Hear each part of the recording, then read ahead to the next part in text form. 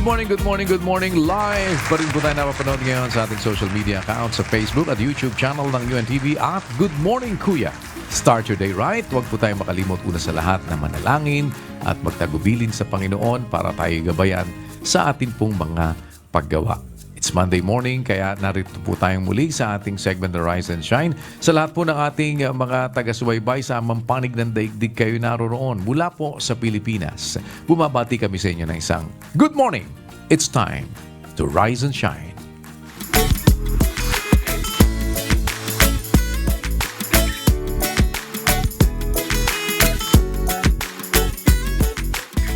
Ngayong araw po ay makakasama naman natin ang ilan sa ating mga kapatid sa MCGI Quiapo Chapter para tayo po ay tulong-tulong na sumaklolo sa ating mga kapwa-tao na nangangailangan sa dako po na yan. At naroon po si Brother Jacobson Aquino para tayo po ay balitaan. Good morning po dyan sa inyo sa Quiapo, Brother Jacobson. Ano po? Rise and Shine. Good morning, Kuya, at Rise and Shine, andito po tayo ngayon sa MCGI Quiapo upang mamahagi ng libreng almusal na may pag-ibig sa ating mga kapwa-tao. Habang tayo naman po ay magsasagawa ng feeding program dito sa Quiapo, ay naghahanda din po ang MCGI Youth ng Manila upang magsagawa ng kanilang regular cleanup drive sa Barangay 306. At kasabay din po nito ay ang libreng gupit sa harap na MCGI Quiapo.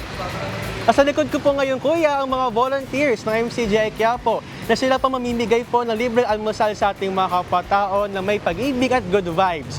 Pero bago po muna yan, Kuya, kami po ay babati ng MCGI Cares, MCGI Shines, Rise and Shine, Kuya, Pag-ibig! Maraming salamat po at sa lahat ng ating mga kapatid na nakikipagkaisa para tayo po ay tulong-tulong naman na sumaklolo sa ating mga kapwa-taong nangangailangan. Pagpalain po kayo ng Panginoon at ang inyong mga sambahayan and keep on shining, keep on caring. Babalikan ko po kayo mamaya para alamin sino po ang ating sasaklolohan. Samantala, isang putahing mayaman sa lasa at may Asian twist ang atin po namang pag-aaralang ihanda sa umagang ito. Tawag po nila ay Chinese style fish fillet and tofu with tausi. Paano nga ba itong niluluto at ano ang sikreto sa malinamnam na timpla? Panoorin po natin sa ating Cook It Right.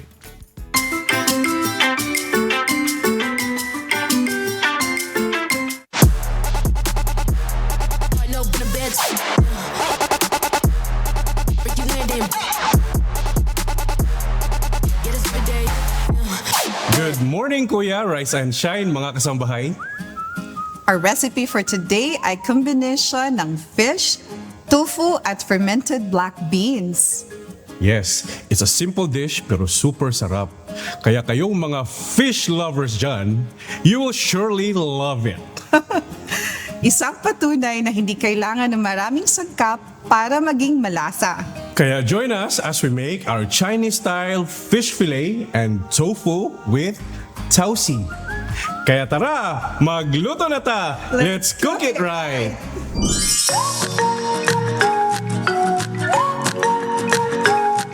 Una, sa isang mixing bowl, haluin ang cubed fish fillet, egg, salt, ground black pepper, at seasoning powder. I-mix lang ng mabuti at hayaan ito for 15 minutes. Sunod naman ay i-coat ang fish fillet sa cornstarch. Siguraduhing well-coated.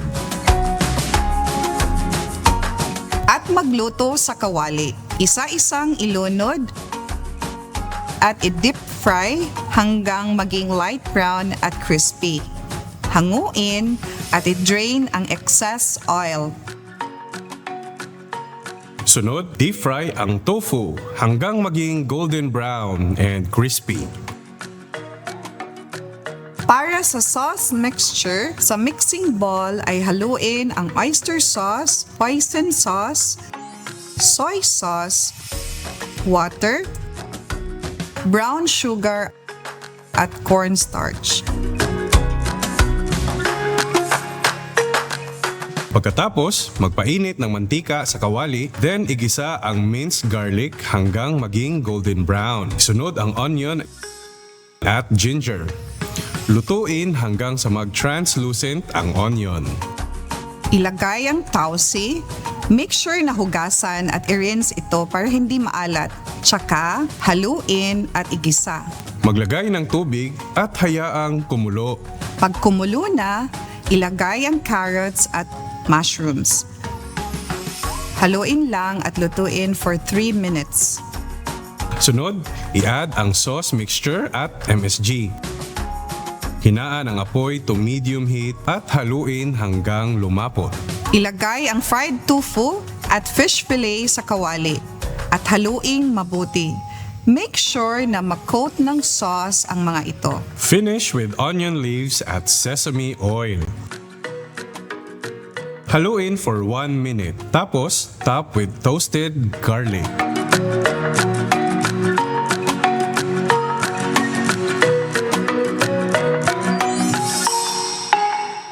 Ayan, luto na ang ating Chinese style fish fillet with tofu and tausi. Mga kasambahay, ang tausi or fermented black beans ay matagal na ginagamit para magbigay ng umami at linamnam, lalo na sa seafood. Tama. Imagine a crispy fish and a soft tofu rich in sauce. Nakakagutom, di ba? Kaya tara, Huwag kalimutan, bago kumain, manalangin.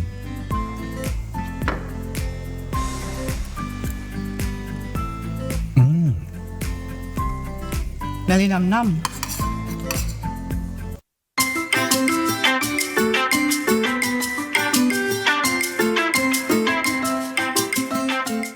Sa atin pong Wonders of Creation, sa isang maliit na binhi, nakatago ang simula ng buhay at malaking pagbabago. Paano nga ba nagmumula sa isang munting buto ang isang malakas na halaman? Alamin natin ang hiwaga ng seeds o mga buto dito po sa ating Wonders of Creation.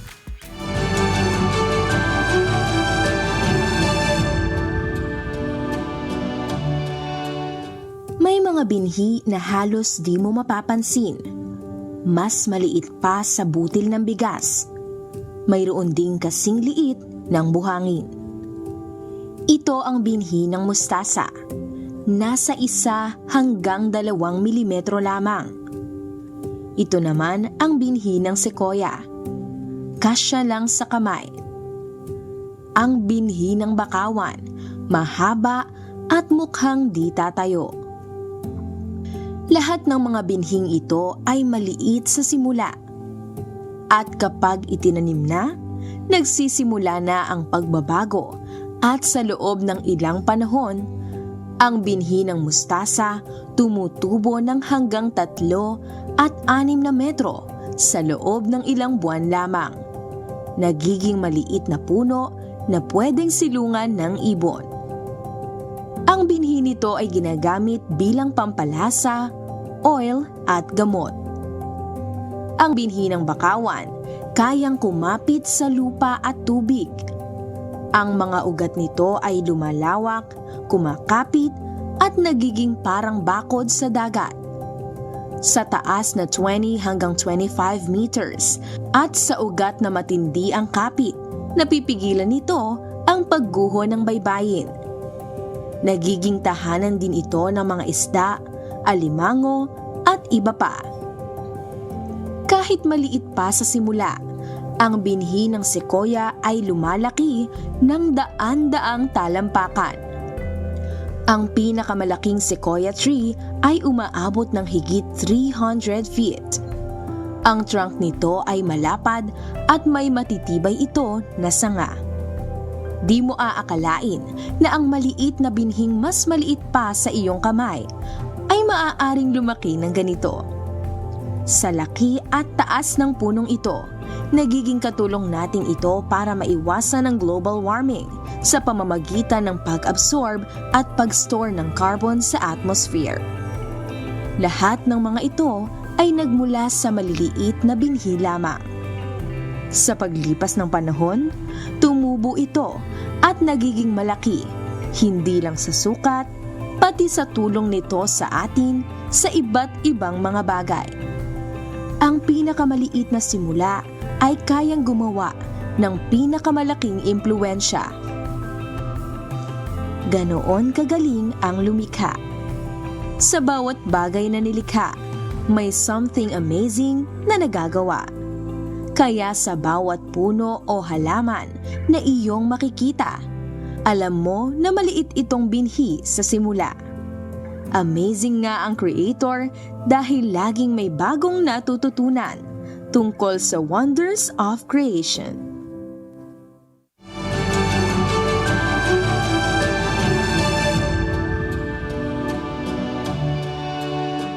Madalas po ay iniiwasan o kinatatakutan ang colonoscopy. Pero alam niyo po ba na isa ito sa pinakamahalagang paraan para maagap na makita ang problema natin sa bituka? Kailan ito kailangan at bakit ito ay mahalaga? Panoorin po natin dito sa ating Now You Know.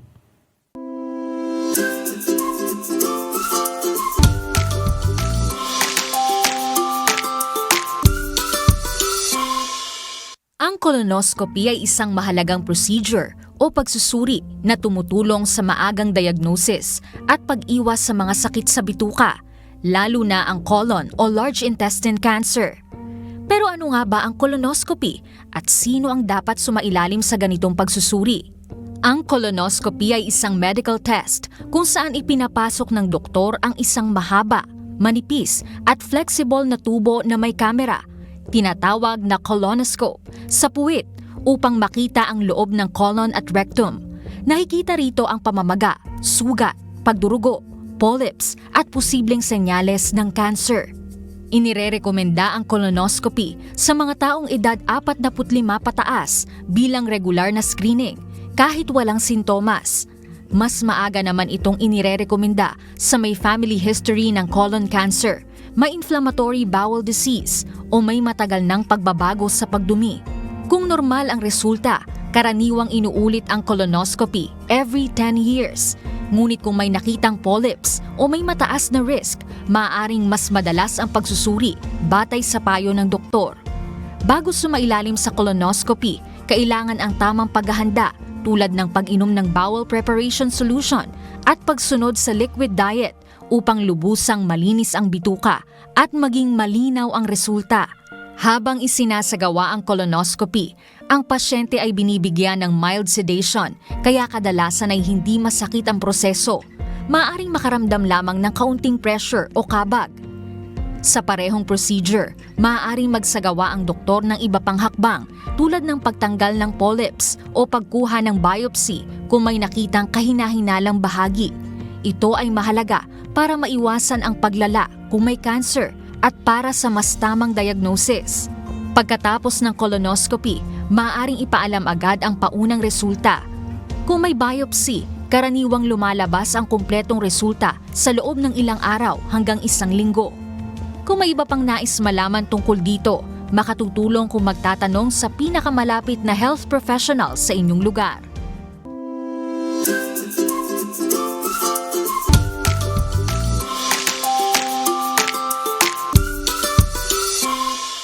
Atin na pong balikan ang ating mga kapatid sa dako ng Quiapo at ating alamin sino sa ating mga kababayan ang atin po namang sama-samang sasaklolohan kasama po ang members ng Church of God International o MCGI. Muli po, naroon si Brother Jacobson Aquino. Good morning, rise and shine! Good morning, Kuya, at Rise and Shine, mga kasambahay. Sa ngayon po ay patuloy po tayo nagsasagawa ng feeding program po natin dito sa MCGI Quiapo, kung saan nakakabahagi po tayo ng libreng almusal po sa ating pong mga kababayan. At dito din po ang isa po sa ating mga napaglingkuran sa ating libreng gupit, si Tatay Roberto po. Ayan po, Tatay Roberto. So, good morning po, Tatay Roberto. Ayan, morning po. So, isang tanong lang po, Tatay Roberto po. Gaano po kalaking tulong po sa inyo ang ating pong libreng gupit? Pakiramdam ko po, uminawa po ako saka tayong edad ko parang nabawasan ng ilang taon. Kaya salamat po sa gupit na binigay nyo handog sa akin. Ayan po, maraming salamat po sa Diyos, Tatay Roberto. At meron din po tayo po kasama po ngayon, isa po sa ating mga volunteers, si Sis Laura po. Ayan po. Miss Laura, so salamat sa Diyos sa pagkakataon. Ano pong pakiramdam po, Sis Laura, na nakakatulong po tayo sa ating kapwa? Salamat po sa Diyos sa isang panibagong araw po na ipinagkaloob niya. Siyempre, sobrang pong saya na makatulong at magampanan yung gawain na kaloob ng Diyos. At yun lang po. Sobrang saya po na maging kasangkapan niya na bilang mga kabataan na magampanan po yun sa kahit na simpleng paraan. Yun lang po. Salamat po sa Diyos. Ayan po, salamat po sa Diyos, Sis Laura. So habang ongoing po ang ating pong feeding program po dito, Kuya, ay kasabay din po nito ang regular cleanup drive po ng MCGI Youth po sa Barangay 306 bilang pagtugon po sa panawagan ni Mayor Isko Moreno at ang ating libreng gupit din po, Kuya, na sinasagawa po ngayon dito po sa harap ng MCGI Quiapo. Maraming salamat po sa Diyos, Kuya, at yan po ang latest po dito at kasalukuyan pa rin po tayo sasagawa at namamahagi ng libreng serbisyo dito sa Quiapo, Manila. Balik po sa inyo, Kuya. Maraming salamat po sa inyong lahat, mga kapatid na nariyan ngayon sa Quiapo. Salamat sa inyong pong partisipasyon. Pagpalain po kayo ng Panginoon at dalangin namin ang lahat ng mabuti para sa inyo. Keep on shining and keep on caring. Tunghayan naman natin ang kwento ng pagsusumikap ng isang nanay na dating mayroong sari-sari store at ngayon ay may housekeeping service na at may sideline ng paggawa ng basahan upang may maipangtustos sa pag-aaral ng kanyang mga anak. Kahit mahirap, huwag susuko. Laban lang.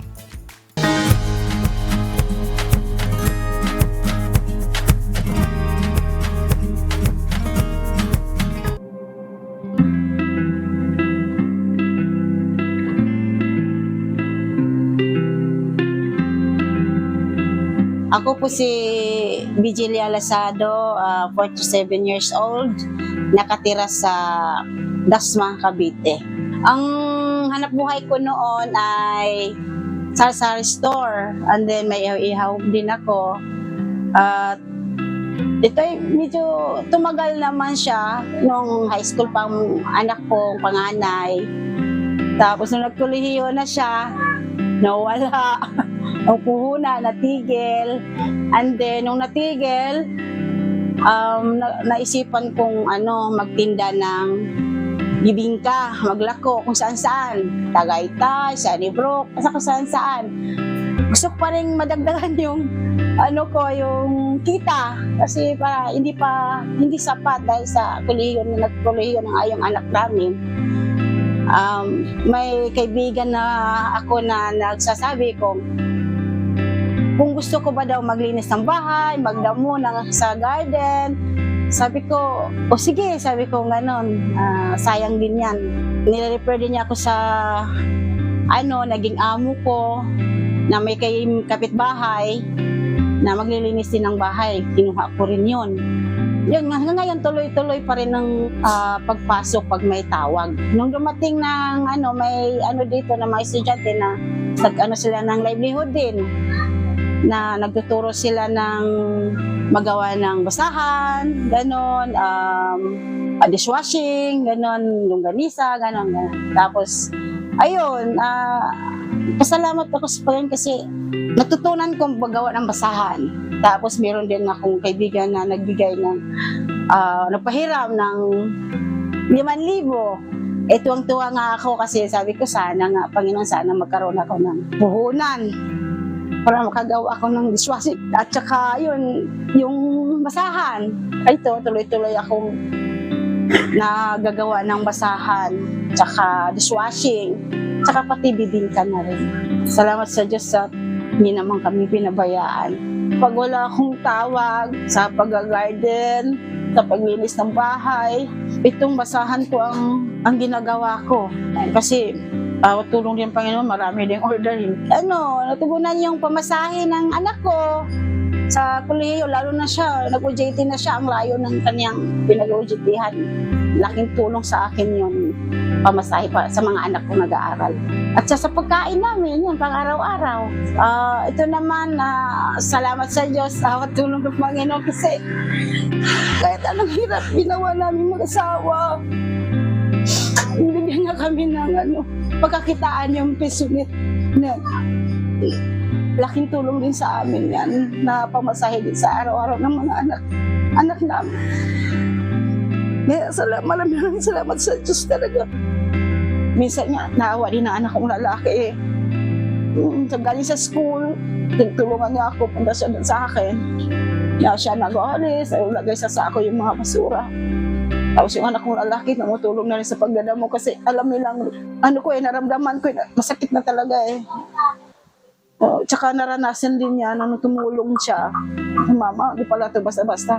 Tsaka sabi ko nga sa'yo na mag-aral kayo mabuti para hindi niyo maranasan ito. Napursige kami mag-asawa pas pag-aral niya. Nagtitinda pala din siya ng bibingka sa school. Hindi siya ng guidance. May sahod din siya, nakakatulong din siya.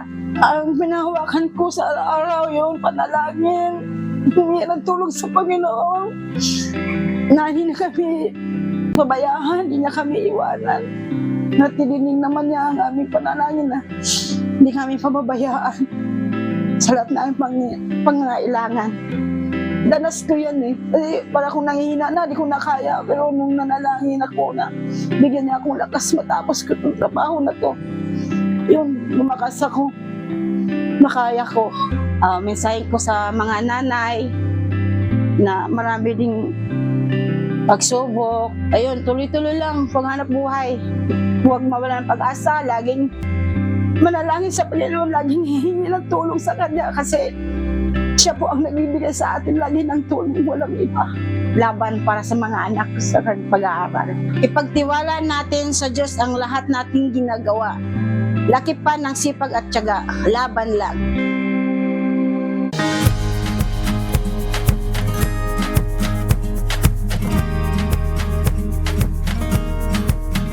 Sa atin pong viewpoint muli, isang issue ang ating itinanong sa ating mga kababayan. Para sa kanila, ano ba ang ibig sabihin ng hustisya? Pakinggan po natin ang kanilang mga kasagutan at alamin natin kung ano naman ang sinasabi ng banal na kasulatan tungkol dito.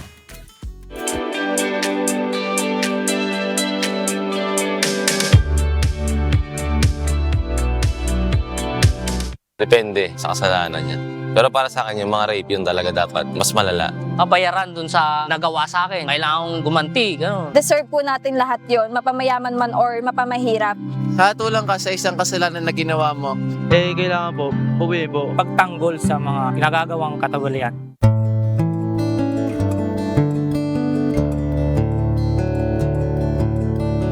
Justisya kasi marami ibig sabihin yan eh. Sabi sa karamihan, para lang sa mga mayaman. Pero para sa akin, hindi. Dapat patas sana yung justisya. Hindi lang para sa mayaman.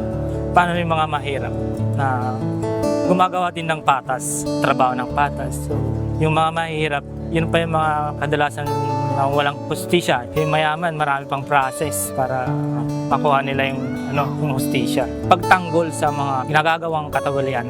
Kahit sino man, mahirap man o mayaman. Sabi nga nila, para lang sa mga mayaman. So, unfair para sa mga mahirap. Sa hustisya, brutal ako. Gusto ko pagka may mga nare-rape, tinuputulan ng ulo. Patay agad. Patayin agad. Yung mga rape lang, mga pagsamantala sa kapwa. Yan. Habang buhay na pagkakakulong para sa akin.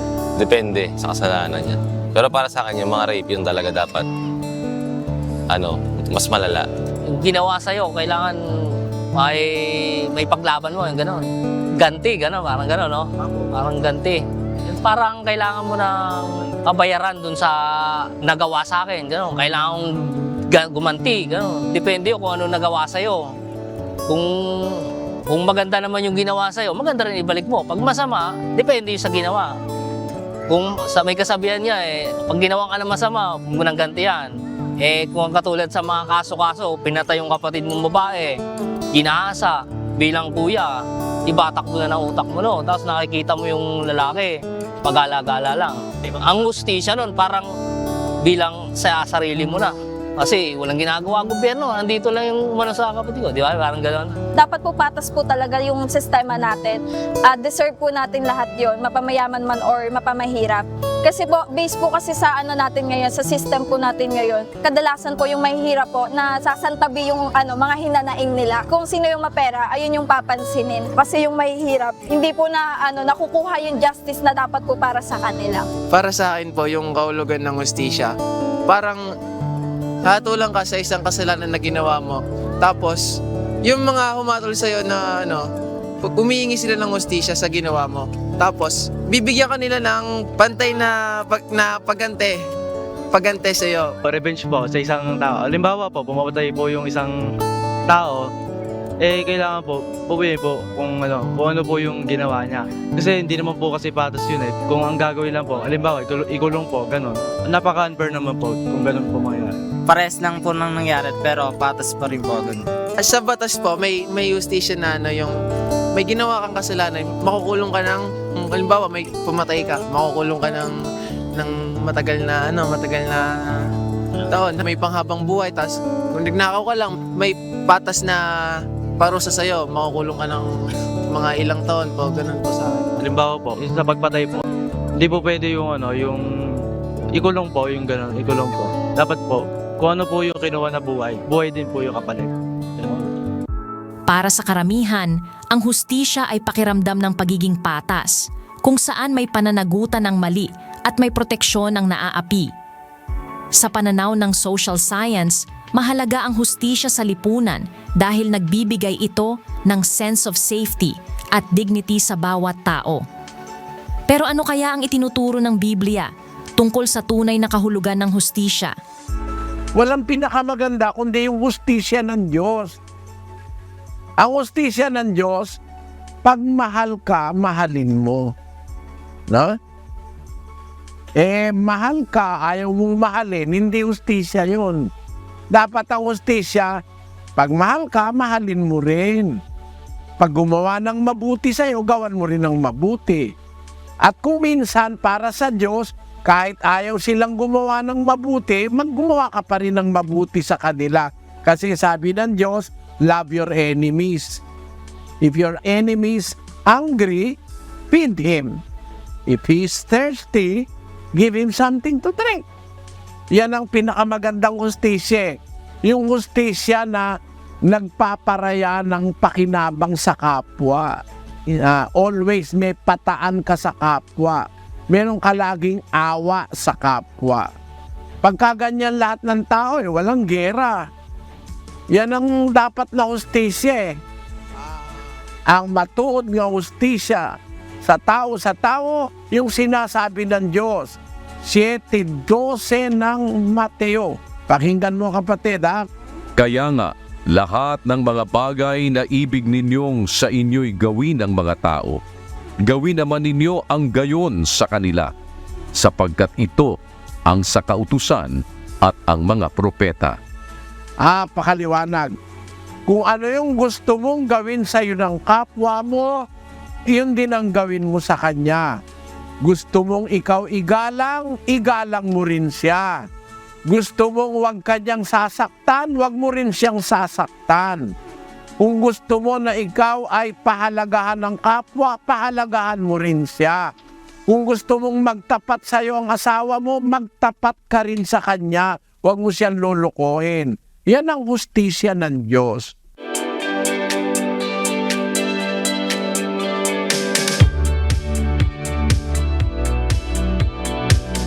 At sa atin pa rin pong patuloy na layuning maipalaganap ang paggawa ng mabuti sa lahat. Muli po, isang social experiment ang ating isinagawa. Panoorin po ninyo.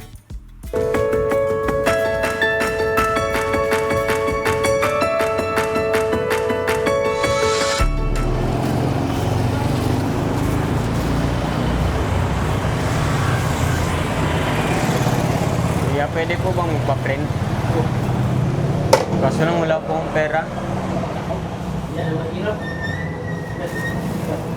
Walang bayad. Bayaran ko na lang po kayo pag nakabenta po ako. Ano ba? Sama, paprint mo.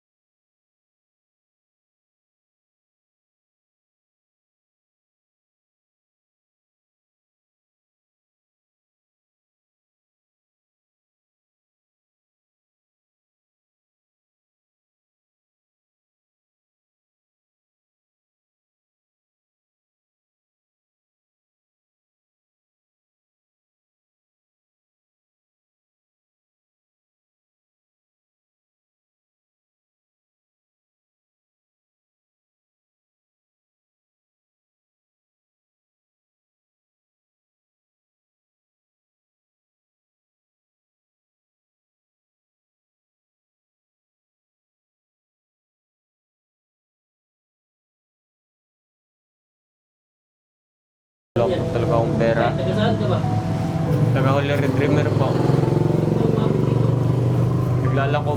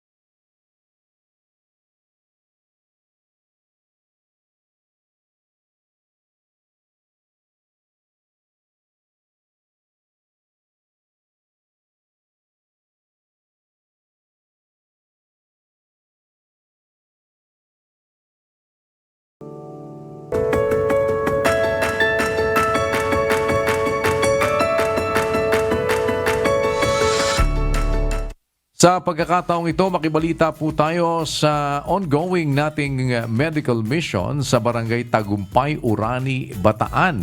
Nagpasimula na po ang ating registration kanina alas 5 na umaga hanggang alas 9 po ito tatagal at ito po'y open para sa lahat ng ating mga kapwa-tao. Ano man po ang inyong wika, lahi, kulay, relihiyon, ano man ang inyong pong political affiliation. Kung mayroon po tayong munting maipaglilingkod, bukas po ang ating medical mission ngayon dito sa Barangay Tagumpay, Urani, Bataan. Makibalita po tayo sa ating mga kapatid na naroon. Good morning po sa inyo. Rise and shine. Yes, good morning, Kuya. Rise and shine po sa ating mga kasambahay. Another blessed morning po sa ating lahat. Another blessed Monday morning sa ating lahat. At ngayon po ay nagbabalik tayo sa taong ito para sa ating MCGI Clinic. At ngayon ay live tayo mula rito sa Barangay Tagumpay sa bayan ng Orani, Bataan. At syempre po, Kuya, alas 5 pa nga lamang po ng umaga ay nagsimula na po yung pagdating ng ating mga kasambahay. Gayon din naman po ang pag-open ng ating registration para sa mga nagnanais pong makapagpa-check up sa kanilang dinaramdam ngayon or sa mga gusto pong mag-avail ng ating medical services ngayong araw. At syempre po, Kuya, saan man po tayo mapunta, kasama pa rin po natin ang ating mga MCGI volunteers and staff na masisipag at laging maagang naka-ready para tayo ay tulungan every Monday sa pagbibigay ng iba't ibang libreng serbisyo sa ating mga kasambahay. At syempre po, Kuya, sa process po natin, as usual pa rin po, so mag-start po tayo sa ating registration area para sa kanilang basic information. And then after that po ay mag-proceed po tayo dito sa ating vital signs area. Kasama po natin ang ating mga UNTV News and Rescue Team. Sila po yung kukuha ng kanilang blood pressure, temperature, and iba po pong information na kakailanganin ng ating mga doctors sa kanilang pagtingin sa ating mga patients.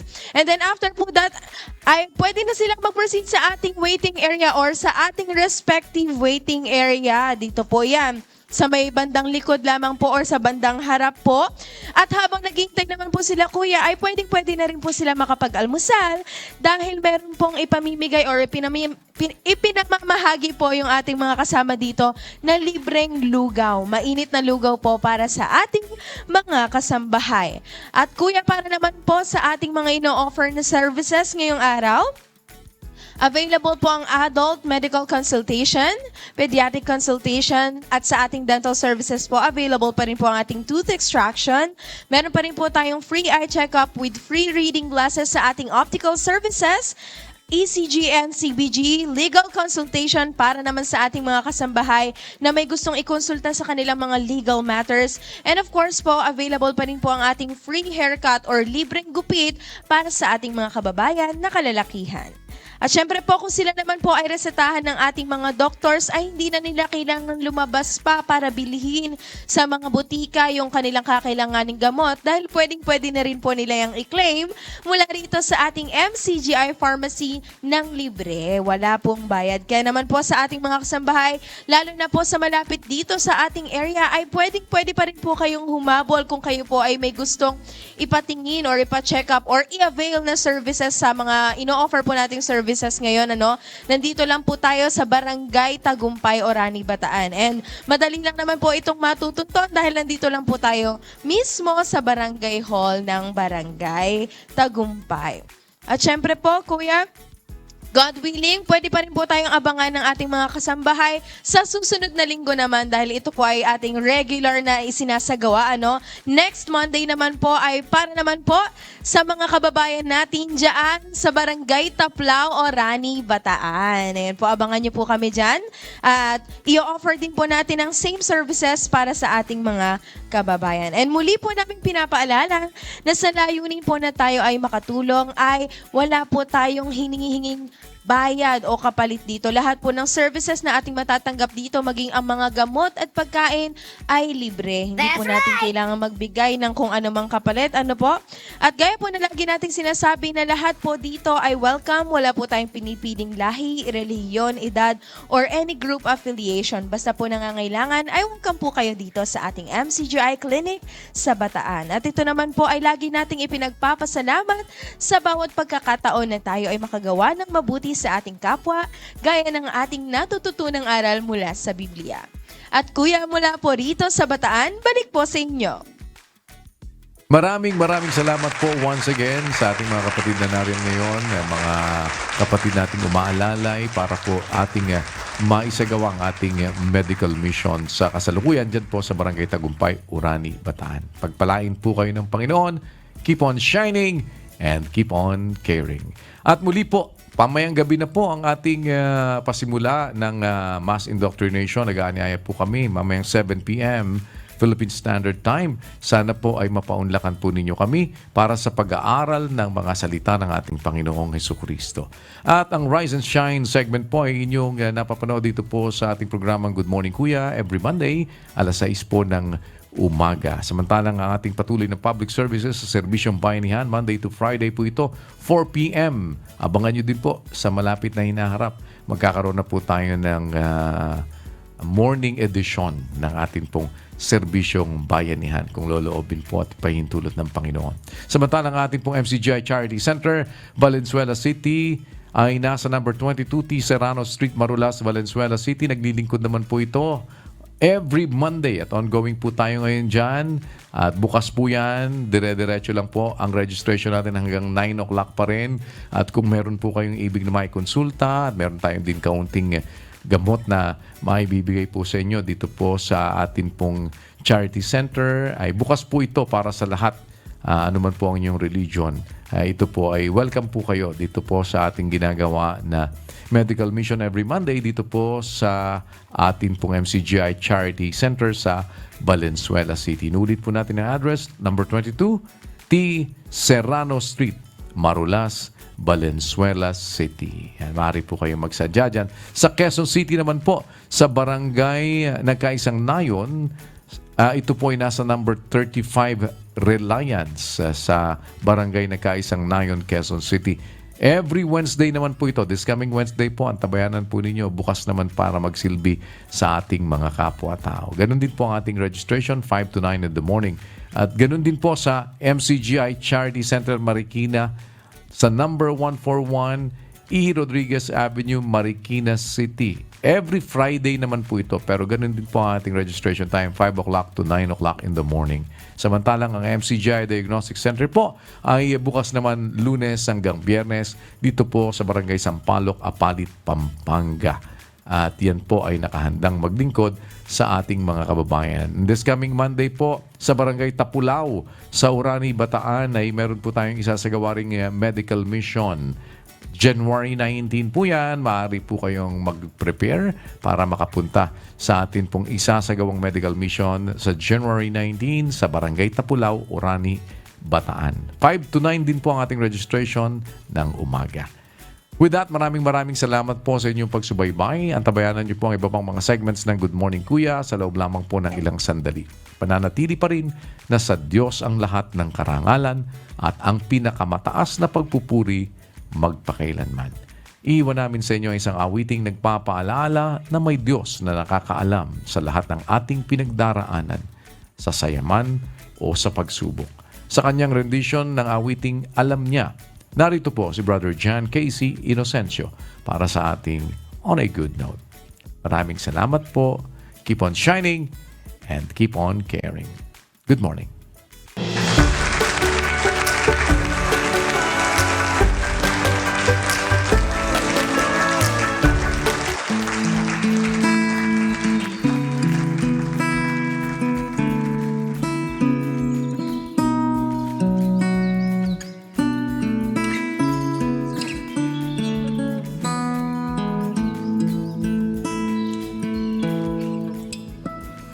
Kung sa puso mo ay hindi maiwasan ang pagdalaw nitong mga kalungkutan, iyong alalahanin ay amang nagmamahal, laging nakamasid, laging nakabantay. Huwag kang mabalisa sa anumang bagay. Sa Ama ay ilapit iyong kahilingan, sambahin, purihin, pasalamatan, pagkat siyang mag-iingat ng puso mo't isipan.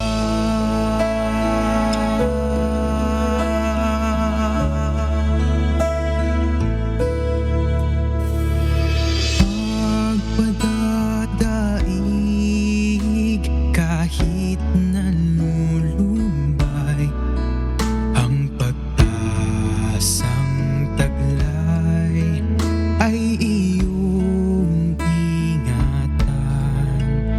Ang dalisay na aral iyong panghawakan. Ikaw ay may Diyos na madadaingan.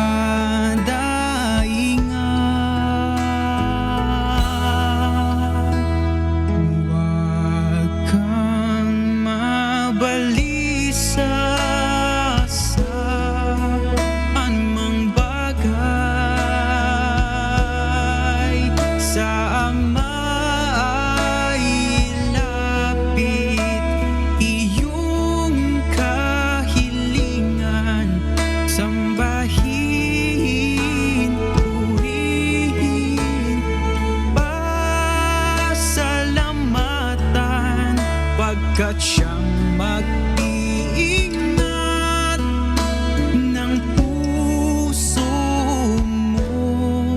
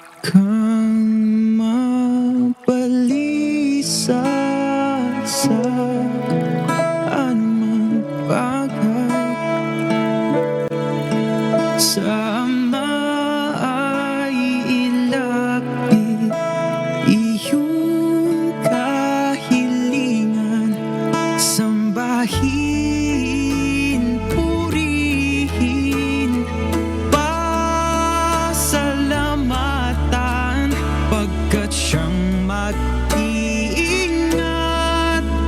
ng puso mo. Isibalisat sa anumang bagay, sa angay lapit iyong kahilingan. Sambahin, purihin, pasalamatan, pagkat siyang mag-iingat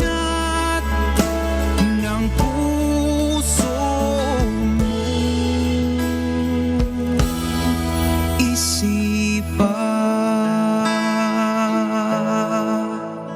ang Diyos ay pag-ibig, lubhang mapagmahal. Ang di mo masabi, siya ang may alam.